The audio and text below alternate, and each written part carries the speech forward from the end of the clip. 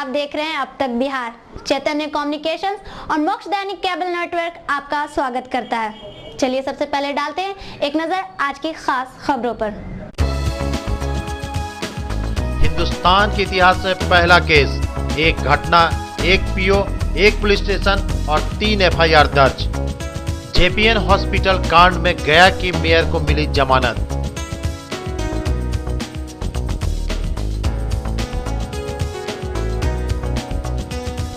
India power बेरोजगारों को देगा रोजगार और सामाजिक सरकार बढ़ाएगा गया के लोगों के साथ। 150 करोड़ के निवेश के साथ गया को रोशन करेगा इंडिया पावर कॉरपोरेशन।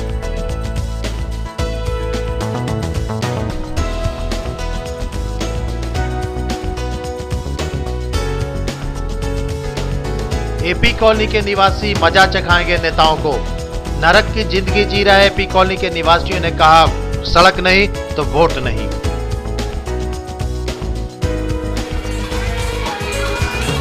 और होली की मस्ती की खुमार सर चढ़कर बोलने लगी।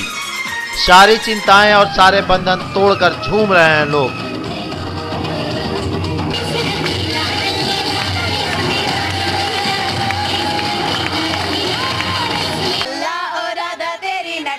नजरिया ओ राधा तेरा झुमका, ओ राधा तेरा ठुमका, ओ पीछे पीछे सारी नगरिया।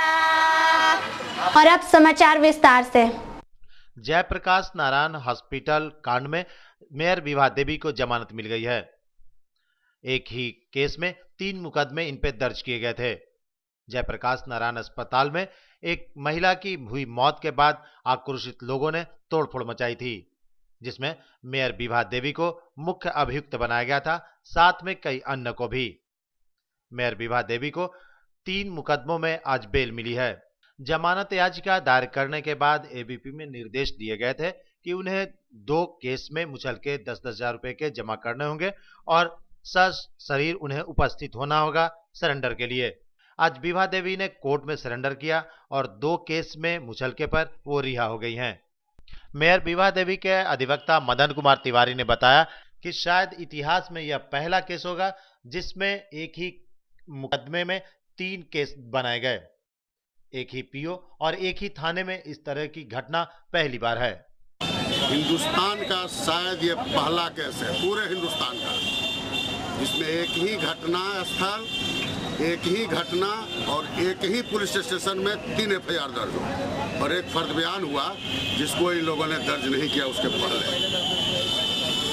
और जो अभी सुप्रीम कोर्ट की रूलिंग भी आई है, नवंबर में आई थी 2013 में, सुप्रीम कोर्ट ने कहा था कि जो पहला बयान होगा 154 भी यही बोलता है सीआरपीसी का, उसी पे मुकदमा दर्ज होगा, चाहे मौखिक हो और चाहे रिटेन हो। पिछले साल की घटना है 20 नवंबर 2013 की। एक महिला अस्पताल में भर्ती हुई 45 बरस उम्र की, जयप्रकाश नारायण अस्पताल जो सरकारी अस्पताल है, पहले पिलग्रिम अस्पताल के नाम से जाना जाता था।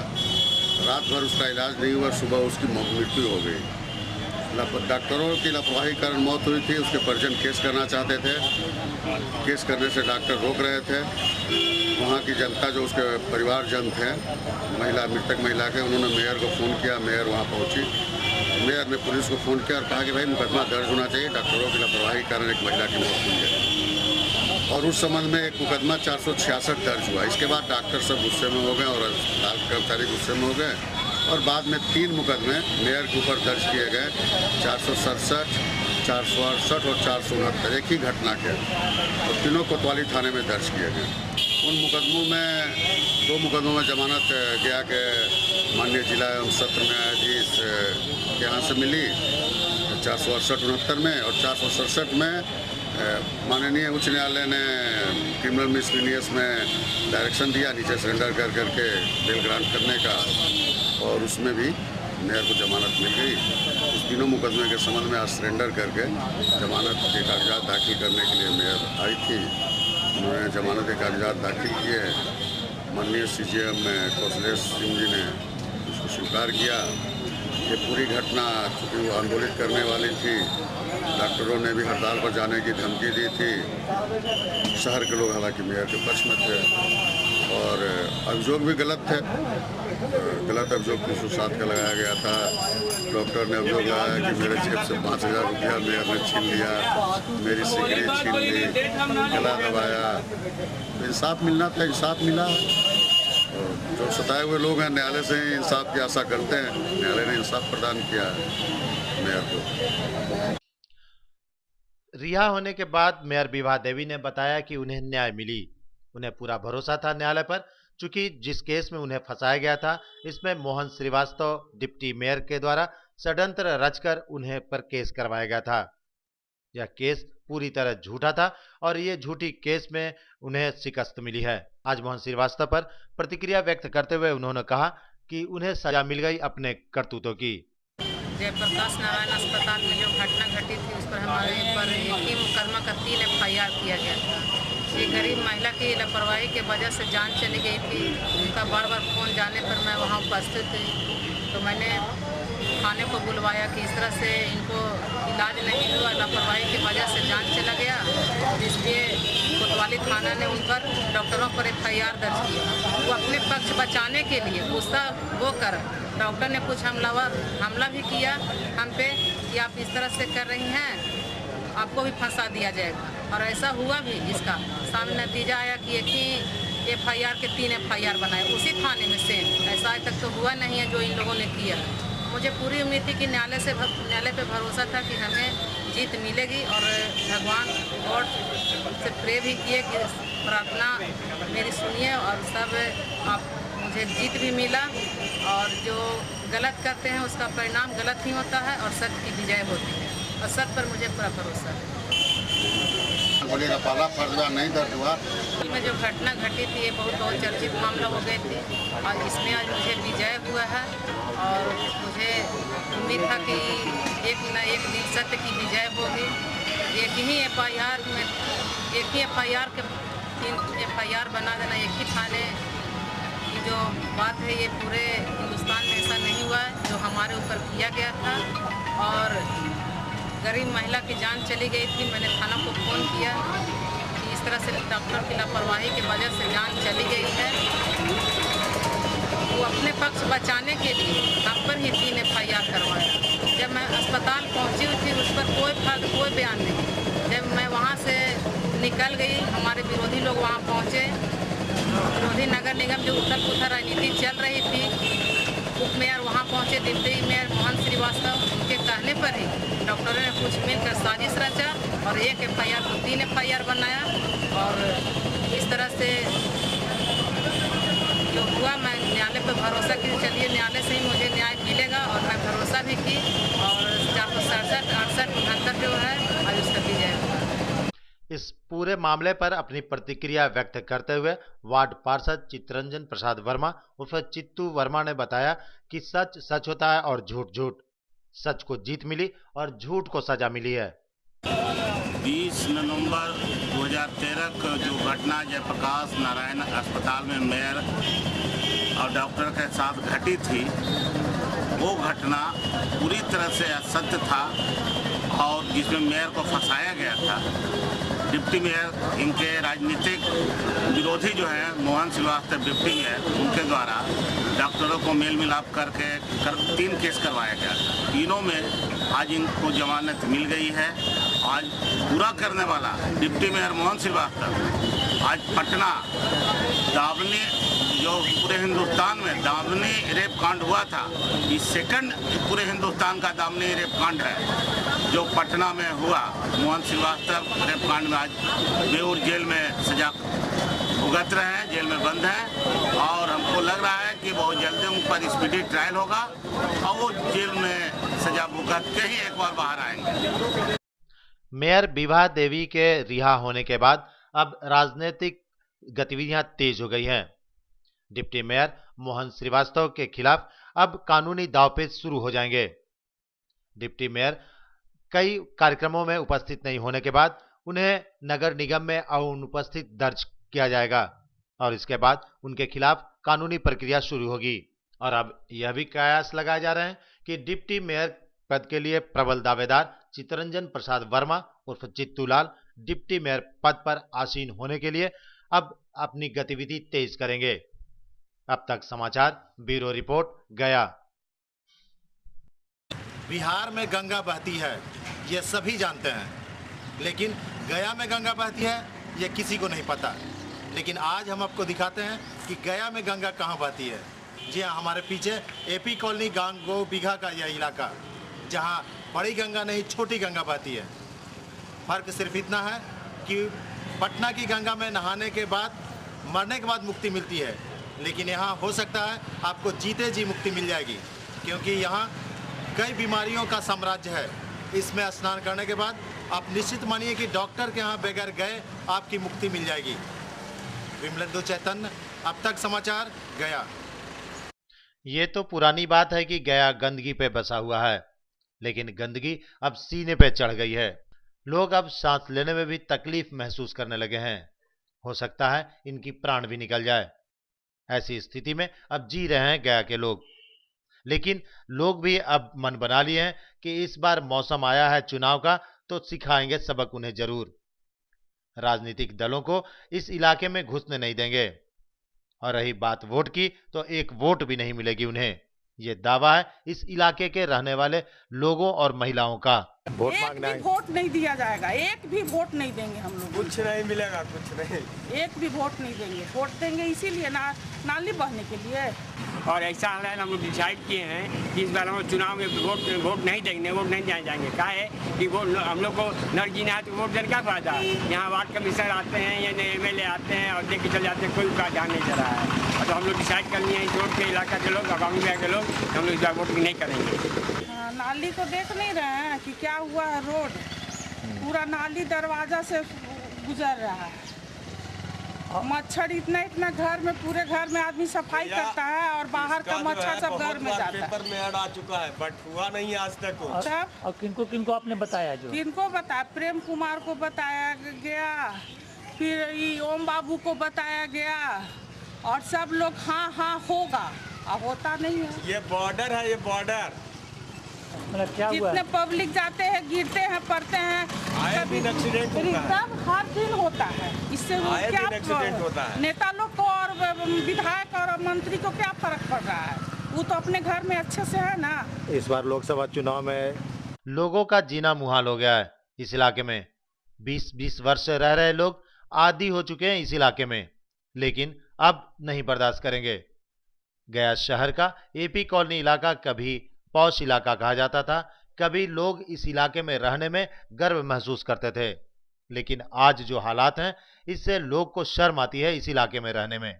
इस इलाके में हम लोग 35 साल से रह रहे हैं, लेकिन 20-15 साल से तो लोगों को नाला जो है एकदम डिस्टर्ब हो जाता है और रोड पानी आ जाता है। लेकिन इस ये 1-1.5 साल से तो लगता है कि हम नरक में रह ही रहे हैं। ये नाली जो है अनवरपुर कॉलोनी के रोड नंबर 2 में जो रहते हैं, लोग नरक में रहते हैं।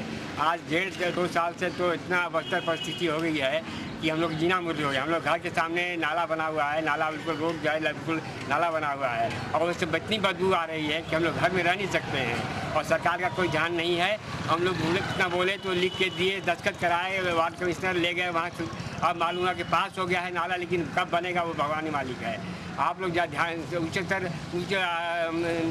प्रशासन के अधिकारी से हमारा रिक्वेस्ट है कि जल्दी ध्यान दे करके इसे हम लोग को नर्क से मुक्ति दिलाएं। पटना जाने के लिए, गंगा में नहाने के लिए पटना जाने की ज़रूरत नहीं है। आप देख सकते हैं यही छोटी गंगा बह रही है, यहाँ नहाने से ही मुक्ति नहीं, ऊपर की मुक्ति नहीं मिल जाएगी।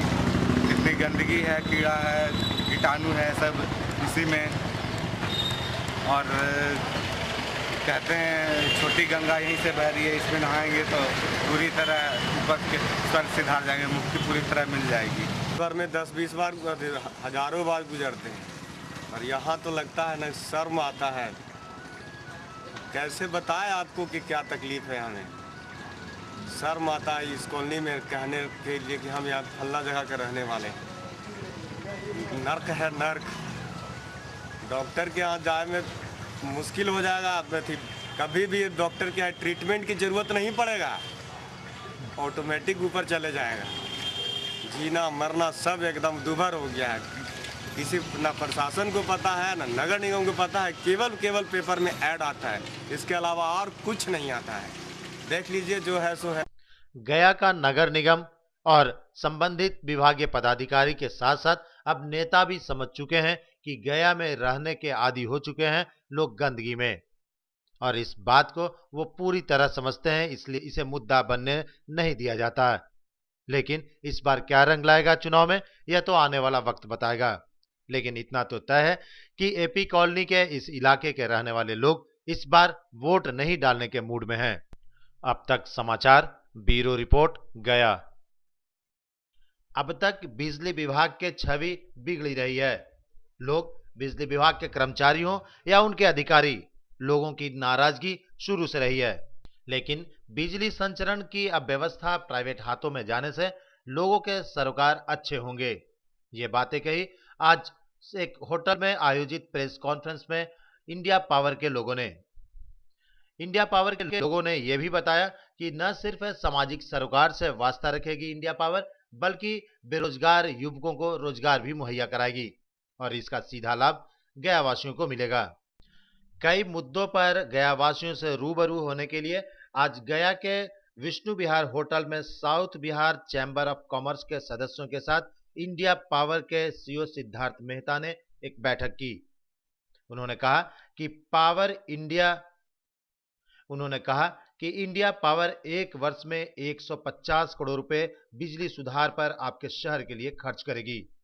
इंडिया पावर कॉरपोरेशन लिमिटेड के आने से गया शहर के बेरोजगार युवकों को रोजगार का भी अवसर मिलेगा। साथ ही उन्होंने कहा कि कंपनी बिजली संबंधी समस्याओं के अलावे सामाजिक गतिविधियों से भी शहरवासियों के साथ कदम से कदम मिलाकर चलेगी। व्यवसायियों से उन्होंने कहा कि हमारे अधिकारी व कर्मचारी कड़ी मेहनत कर बिजली व्यवस्था सुधारने में लगे हैं। जर्जर तारों को बदला जा रहा है। गली मोहल्लों के जर्जर तारों को बदलकर उसे नए रूप से भूमिगत तार लगाने की व्यवस्था की जा रही है। वहीं चैम्बर के सदस्यों ने बिजली संबंधी सलाह दी है और यह भरोसा दिलाया कि अगर कंपनी ईमानदारी पूर्वक काम करती है तो व्यवसायी वर्ग के साथ शहर के लोग भी उनका सहयोग देंगे। चैम्बर के सदस्यों ने यह भी बताया कि पिछली दशा क्या रही है बिजली विभाग की, उनके त्रुटियों को और उनके कमियों को सीधे सीधे अधिकारियों से रूबरू कराया। सबसे बड़ी बात जो है कि बिजली जैसी सख्त ज़रूरत की चीज़ को जब निजीकरण हो रहा है तो आम जनता के पास उनके मन में बहुत सारी आशंकाएं हैं और हम लोग उन्हीं आशंकाओं पे बात करने के लिए आज इंडिया पावर के साथ बैठे थे। हमने बातें उठाई हैं कि वो अपने कर्मचारियों के व्यवहार पे किस प्रकार नियंत्रण करेंगे। अभी की जो कार्य प्रणाली है, कार्य संस्कृति है, जिसमें ओवर बिलिंग के नाम पे और जा कर के और भी दूसरी रिपेयर्स के नाम पे जिस तरह से उपभोक्ताओं को परेशान किया जाता है, उस पर वो क्या करेंगे। तो इंडिया पावर के लोगों ने आश्वासन दिया है कि नहीं, ऐसी कोई भी शिकायत जो कि नियमानुसार नहीं उठनी चाहिए थी, जिसके बारे में नियम में हमारे जो दायित्व हम पूरे करेंगे। हम अपने कर्मचारियों के व्यवहार के प्रति भी सजग रहेंगे। किसी भी प्रकार की ओवर बिलिंग वगैरह होती है तो इसके बारे में जितने भी जांच करने के तरीके हैं, उन तरीकों के तहत आपको संतुष्ट किया जाएगा। वस्तुतः ये क्या करेंगे, चूँकि अभी हम लोग बहुत अधिक कहने की स्थिति में नहीं है, किंतु इन्होंने जो आश्वासन दिए हैं उसके अनुसार लगता है कि ठीक है, निजीकरण तो अब सरकार का निर्णय, उसमें हमारी कोई भूमिका नहीं है, किंतु एक उम्मीद है कि ये लोग स्थिति को बेहतर बनाएंगे। चैम्बर ऑफ कॉमर्स के वार्ता के बाद चैम्बर के सदस्य अब भी संतुष्ट नहीं है कि क्या बिजली व्यवस्था सुधरेगी या बिजली विभाग के पदाधिकारियों के रवैये बदलेंगे, क्योंकि शुरू से ही ऐसा नहीं रहा है। यही वजह है कि आज भी लोग बैठक के बाद भी संतुष्ट नहीं हैं। संतुष्टि के लिए आगे आना होगा इंडिया पावर के लोगों को और उनके कार्यशैली में बदलाव लाकर यहाँ के लोगों को संतुष्ट करना होगा।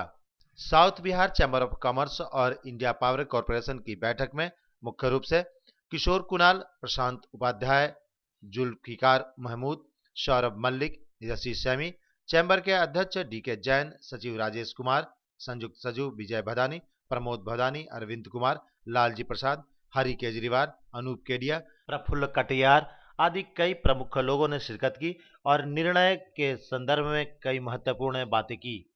अब आने वाला समय ही बताएगा कि विद्युत संचरण को लेकर प्राइवेट सेक्टर कंपनियां कितनी सजग रहती हैं और स्थानीय लोगों को जो उनके ग्राहक हैं उनके साथ कैसा डील रहता है। अब तक समाचार ब्यूरो रिपोर्ट गया। और अंत में खास खबरों पर एक नजर। हिंदुस्तान के इतिहास में पहला केस, एक घटना, एक पीओ, एक पुलिस स्टेशन और 3 एफआईआर दर्ज। जेपीएन हॉस्पिटल कांड में गया की मेयर को मिली जमानत।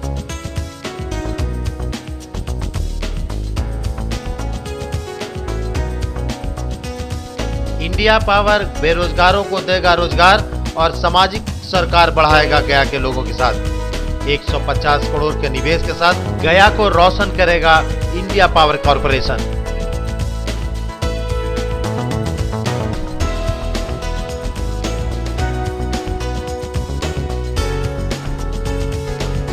एपी कॉलोनी के निवासी मजा चखाएंगे नेताओं को।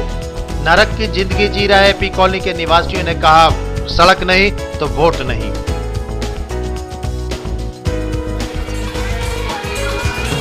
और होली की मस्ती की खुमार सर चढ़कर बोलने लगी। सारी चिंताएं और सारे बंधन तोड़कर झूम रहे हैं लोग।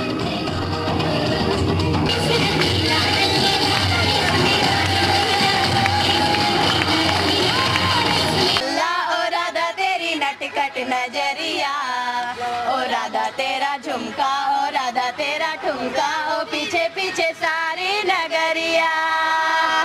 तो ये थी खबरें अब तक की। हम फिर हाजिर होंगे अगली बुलेटिन में। तब तक के लिए मोक्ष दैनी और चैतन्य कम्युनिकेशंस की पूरी टीम को दीजिए इजाजत। नमस्कार।